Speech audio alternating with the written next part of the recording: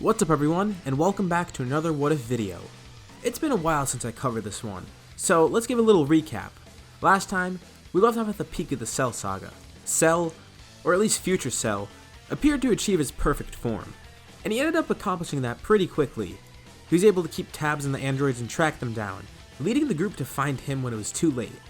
They caught Semi-Perfect Cell while he was absorbing Lapis, and now, Future Cell is perfect and no one seems to be able to fight him. However, Present Cell shows up to fight his future self, and we'll be picking up from there. For simplicity, I'll be referring to the evil green cell as Future Cell, while I'll just simply say Cell when referring to the Present Cell, aka the good one who's blue. Let's delve into it. While the difference in power isn't absurd, Cell has a clear advantage over Future Cell. He's been perfect for longer and has really been doing nothing but training, and not to mention was born with better and more DNA, along with much more data, and being a lot smarter. He's definitely more advantaged. He also knows his own weaknesses and strengths, but that's a double-edged sword because the same goes for Future Cell. Angered and confused to see another version of himself here, one who's challenging his perfection, Future Cell attacks first, but Cell blocks it with his own blast. Heh, do you really think you'll be able to attack me when I know everything about you? You aren't true perfection. I am perfection. Cell fights back and is beginning to gain the upper hand. Having more refined fighting style and knowing exactly how Future Cell fights and acts, he's able to fight very well against himself. The fight lasts for a bit, while Cell tries to think of a way to save Lapis and Lazuli while also defeating Future Cell. He gets an idea that actually works. He gets an idea to deliver a few powerful gut punches to his future self, and it does exactly what he wants. Future Cell coughs up Lapis, who he just absorbed, and his perfection regresses. Huh. I didn't expect that to work, but let's try it again. Cell follows up with another punch to Future Cell's gut, and this time he throws up Lazuli. He's now imperfect once again. Now he's in a bad spot. Cell is glad that the fight was this easy, but Future Cell has one more trick up his sleeve, blowing himself up. But Cell obviously knows about this and was prepared. While the rest of the Z Fighters are distraught, Cell smiles at them and assures them not to worry. Without hesitation, as Future Cell begins to inflate, Cell grabs onto his tail and flies at maximum speed into space, well out of Earth's range now. He flings Future Cell off into the distance, and to ensure that he won't come back to life by some dumb luck, like regenerating because his core doesn't get injured, Cell prepares a Kamehameha towards his future self. It's a shame that I'll have to take you out, but I have no other choice. Right as Future Cell is about to explode in the distance, Cell launches a Kamehameha towards the explosion. Given that Future Cell is imperfect, his explosion is nothing compared to the blast. The Kamehameha completely swallows the explosion and destroys the remaining pieces of Future Cell. Relieved, Cell returns back to Earth to inform everyone that all is well now. Well, that was a pretty quick Cell saga.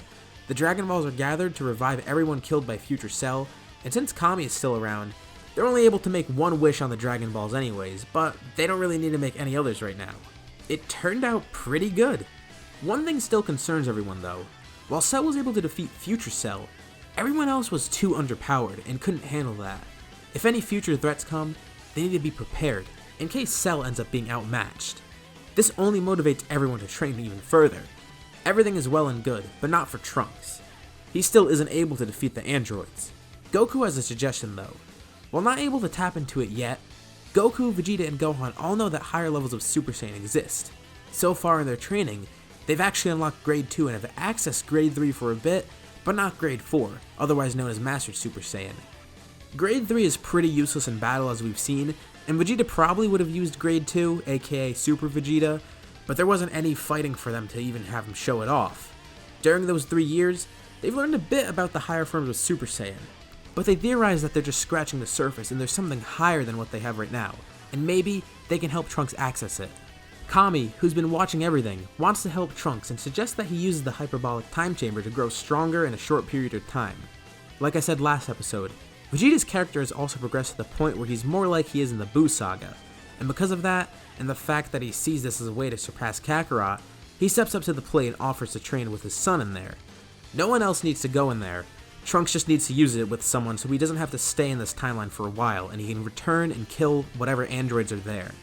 He'd rather get back to his timeline quickly, so this ends up working out. And since the time chamber is pretty brutal, and they don't need the training right now, no one else really has any incentive to go in there. This is solely done to help Trunks, unlike how it was used in canon. For a day, the two of them head in and the benefits of their training show. Knowing that grade 3 is useless, Vegeta and Trunks work on perfecting Super Saiyan rather than trying to use that bulky form. Because of his head start on learning the aspects of Super Saiyan, Vegeta is able to perfect the form, and Trunks is as well. With this new power, Trunks is more than confident enough that he can defeat the androids, and that's all he needs. He says goodbye and thanks everyone, as he heads back to his timeline, where he ends up victorious. In the main timeline, now that Vegeta has mastered Super Saiyan, Goku of course wants to learn it, and so does Gohan. Now we arrive at the 7-year time skip. With the 7 years, a lot has happened, so let's give a brief description. Crillon and Lazuli are married, and they now have a daughter, Marin. Android 16 has gone off to join Lapis in protecting animals on his island. Cell of course has remained around the rest of the Z Fighters, occasionally training. Obviously, Goten is born and becomes friends with Trunks like normal, and the two of them spend a lot of time training and become Super Saiyans, pretty much like in the original story. Goku and Gohan have perfected Super Saiyan thanks to training with Vegeta and Cell, and they were also able to discover Super Saiyan 2. While Gohan's at school now, he keeps up with his training occasionally, although he isn't dedicated to it full time. This is still a lot better than in canon, and he's actually the strongest Saiyan right now due to his higher potential. And yes, he still becomes the Great Saiyaman and meets Videl. Cell has also gotten stronger because he's really only been doing nothing but training. He remains as the strongest of the group, and he's having a pretty good life. He spends most of his time with the other Z Fighters, and whenever one is busy, it doesn't really matter because he always has other people to be with. He becomes pretty social with everyone, given that he's naturally charismatic and shares a lot of DNA with these people, so he's able to form some pretty good connections. While he does train with Goku, Gohan, Vegeta, Piccolo, and even Goten and Trunks, he actually trains with people like Tien, Yamcha, and even sometimes with Crillon and Lazuli. Everyone is pretty much having a better 7 years because there was really no threat when future Cell arrived. Unfortunately, we all know there's more that'll happen. The World Tournament arrives, but this time, it's kinda rigged. What I mean by that is because of Cell being present, a lot more of the main cast joins the tournament this time and gets in over the other contestants. Pintar, Killa, Jewel, and Mighty Mask aren't able to make it in this time. Instead, we have Cell, Tien, Yamcha, and even Lapis who join. Without Mighty Mask, Goten and Trunks can't join either by disguising as him. And because of all the new contestants, the fights actually change a bit. First, we get Tien versus Crillon, and the fight's pretty close, but Tien ends up pulling ahead because he was more consistent with training. Next is Piccolo, who's up with Shin. He steps up to confront Shin, and he immediately forfeits. Next is Videl versus Spopovich, and you all know how that goes.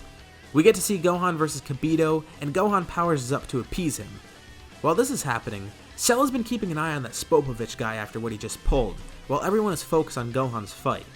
Cell realizes something is wrong, and as Spopovich and Yamo make their move, he shouts out to Gohan. Gohan's actually able to dodge the attack, as the two Majin servants are now rapidly trying to stab Gohan.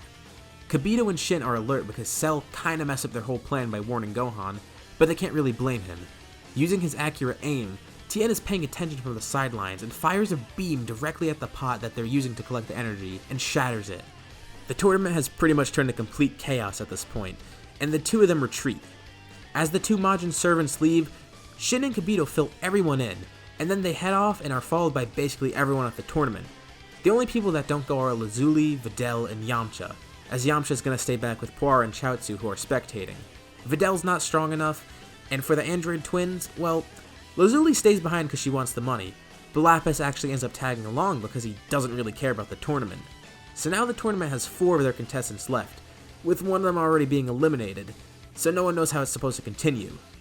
Pretty confused, they decide to just do a battle royale between the 4 contestants. And after what happened with Videl, they let her back into the tournament, because they don't really want to do the battle royale with just 3 people. They'll have her join. And it's a pretty weird mix because it's Lazuli, Yamcha, Videl, and Mr. Satan. And obviously because she's more powerful than everyone else there, Lazuli ends up winning. Only until she gets bribed by Mr. Satan. As for the kids part of the tournament, Trunks still ends up winning against Goten. Far away from the tournament, the Z Fighters, along with Lapis, who usually doesn't join them, and the 2 Kais all arrive at Babidi's ship. Yamo and Spopovich are killed, and Babidi heads into the ship to let Dabura play with everyone. Dabura starts out by attacking Cell, but Cell is actually more than strong enough to defend against this attack. Keeping his ki suppressed made him seem kinda weak, and Deborah thinks he's successful in killing Cell, but Cell is pretty much unscathed by the attack. That's 2 what-ifs in a row where I have Deborah fight Cell. Interesting. But this is no normal matchup between the two because, well, Cell is a lot stronger in this timeline, as I've already covered. Shin warns Cell about Deborah's spit, right as the Demon King spits towards Cell and it hits his arm. Oh no! I'm turning to stone! Ah! Cell plays along and then chuckles as he cuts his arm off and regenerates it. How do you like my acting? You know, I would apologize for doing the Cell voice so much in this video, but it's just too fun for me not to do it. Deborah actually looks shocked, and before he knows it, Cell is behind him. He turns around to see the Bugman smiling, and tries to attack, but he's nothing but a plaything for Cell. With a quick blast, Cell kills Deborah. Is this really supposed to be the power of the Demon Realm's king? How pathetic.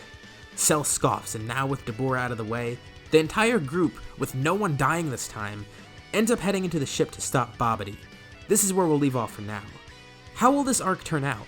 Will the Z-Fighters be able to stop Boo's arrival? Comment your suggestions below as we prepare for the next part. As always, remember to like, subscribe, and hit the bell icon for notifications about future parts of this What If and any other videos that I end up making. Thank you all for watching, and I'll see you on the next video.